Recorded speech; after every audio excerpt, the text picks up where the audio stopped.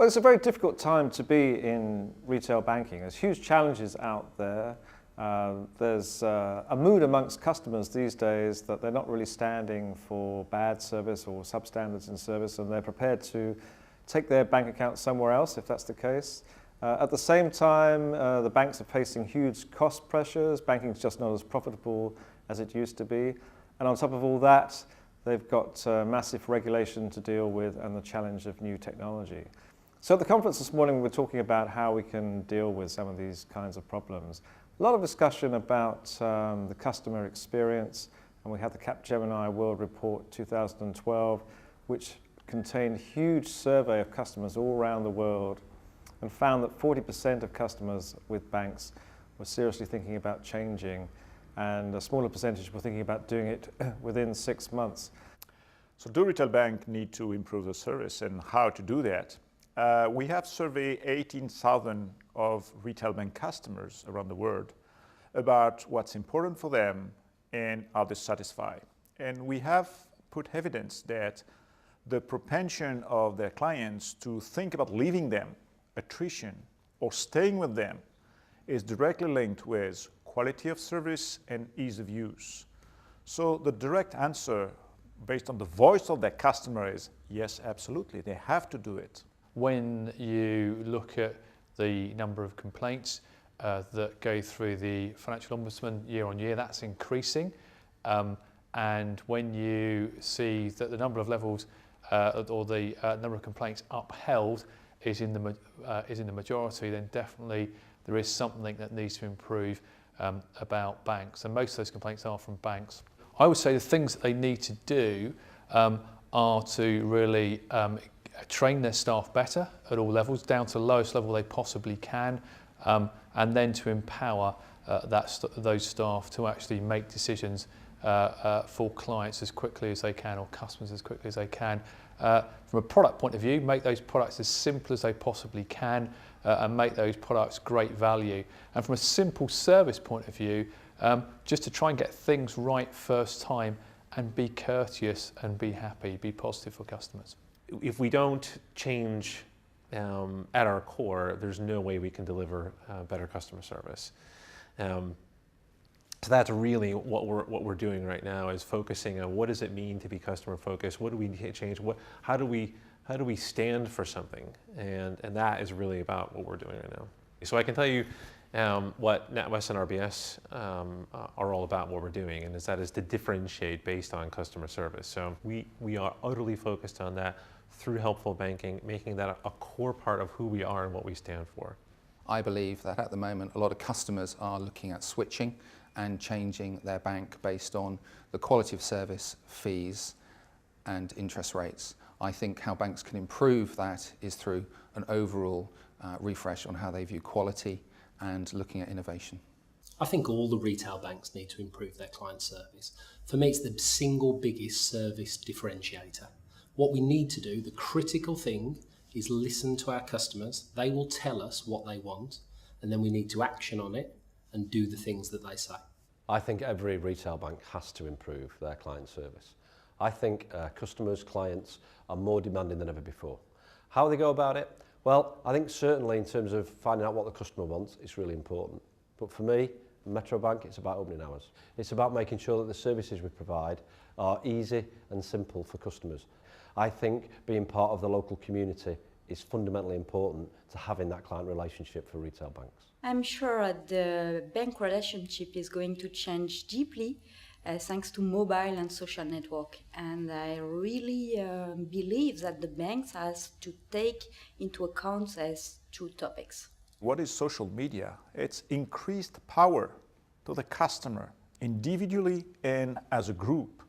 So when you talk about retail banking on all the aspects, understanding, finding, contracting, exchange or sharing views or experience, this is a major either threat or opportunity. It's a threat if it's not fully included. It's an opportunity if it's fully leveraged. So it's an absolute major impact, potentially very positive impact on retail banking, social media development. Social media is a new concept for social banking. I believe it brings pros and cons, which will play out over the next few years. I believe some of the advantages are immediate customer insight, an opportunity for customers to share what they think, how they feel. I think some of the cons are very much driven by the uncertainty. A 24/7 channel to voice concerns, complaints, have a huge impact on reputational risk. Well, first I'd say that banking doesn't really have a high emotional relationship from banks to customers. It's much more transactional. So things like Facebook and Twitter are much harder to use for banks and financial services companies. They tend to use them to look out for customer service issues and pay them a high deal of attention, as opposed to customers that complain through conventional routes. They could be used for research and to understand their customers better. So I would suggest using them to listen and to develop their services, customer service and products better. The impact of social media on retail banking is, what is sort of social in general? So there is social media, so what you would expect, Facebook, Twitter. But I think social also means technology enabling customers to collaborate with us and with each other at the same time. This is definitely something that they are doing in those other channels, but it's something that we can open up ourselves. So what we have created in Ideas Bank is actually a social collaboration channel for customers to give us feedback and interact, and also for customers to see that interaction. So the effect is open the channel and be present and allow customers to collaborate. The impact of social media is the customer is able to contact the bank through Twitter, Facebook or Foursquare. So it's a new way to interact with the customers, and we can give to him specific answers. Social media is becoming huge for retail banking because it gives our customers a forum to air their views. Now, they've always done this in the past, but actually it's been between their friends. Now it's just public. So for us, it gives us a great opportunity to learn from it. And again, we need to act on what they're telling us. I think the impact of social media on retail banking is huge. Instant messaging to thousands, if not hundreds of thousands of people, means that the service one individual receives is not just closed to that one person. They can share that with all their followers, if it was Twitter, for example, or Facebook. Therefore, I think all retail banks need to think long and hard about making sure they meet all their customer needs through all types of interaction, including social media. If you think that most part of the population these days do now have mobile, it's obvious that it has to be banking and mobile, it has to become mobile banking. The real question, I think, is mobile should not be just another channel. But what retail banking have to do is really to be part, fully integrate the mobile power into the ecosystem or eco-mechanism to interact with their customers and for the customers to interact with the bank. The future of mobile banking is huge. I think it's going to change a lot the relationship between the customer and the bank. We have launched many applications, and today 500,000 of customers, it's a lot, are using mobile banking each month. We could be always in the pocket of the customer, so it's very interesting for all the banks to invest on mobile banking. The future of mobile banking is really about ease of banking and transparency. Let's make it easy for our customers to actually bank with us. But it still means there's going to be branches, there's going to be call centres, and there's going to be the internet. So it just works in companion with all of those. I think the future of mobile banking is here with us today. The proliferation of smartphones, the amount of people checking bank information on smartphones and on tablets is growing massively.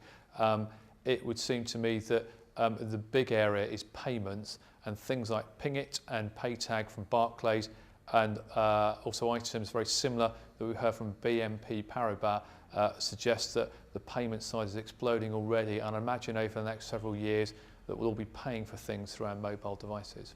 It is a new channel. It isn't something that we have created, it's created itself. So, and in particular, what Apple have done for the world.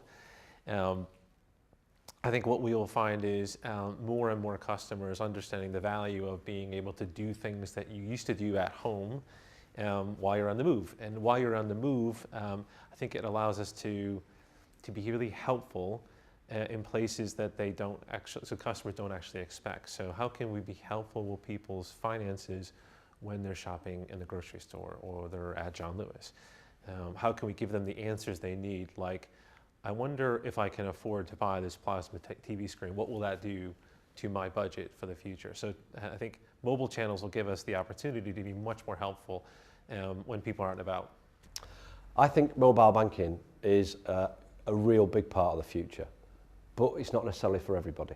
So therefore, rather than have one retail bank just focus on one channel, I think all the channels need to be interrelated. But I think as time becomes more precious and people look for speedy solutions to the very basic transactions, I think mobile banking is the answer to that. The future mobile banking is exciting and driven by a convergence of drivers in the market at the moment, being smartphones, the penetration of infrastructure across global economies, particularly into emerging markets, and the fact that security is no longer seen as a massive issue. I believe that in the short term, mobile phone usage will accelerate as a mass channel, and over time it will become a core way that banks and consumers will communicate. So we approach this problem from a lot of different sides. You know, we've got speakers from some of the mainstream banks in the UK, like Lloyds and Royal Bank of Scotland. We had speakers from some of the newer operations, like Virgin Money, and from Metro Bank, which is a new startup bank in the UK, and also from BNP Paribas in France. And each of them brought different things to the conference. So BNP Paribas is very interesting because they've done a huge amount of work in the whole mobile technology area. So they're offering on mobile now and across the internet. They're dealing very much with the whole challenge of social media and how you find as a bank that you get people complaining about your services in social media, in Twitter and so forth, and how you respond to that. So we had a very interesting conversation about that, and also very much about the whole problem of putting services through different channels. So the challenge the banks face is that they've got the branches, they've got the internet, they've got mobile, and they've got telephone, and how do you link all those up and have a seamless customer service at the end of it. So these are the issues that we discussed in the conference this morning, and we had a very lively discussion, some solutions, but perhaps we haven't solved every problem quite yet.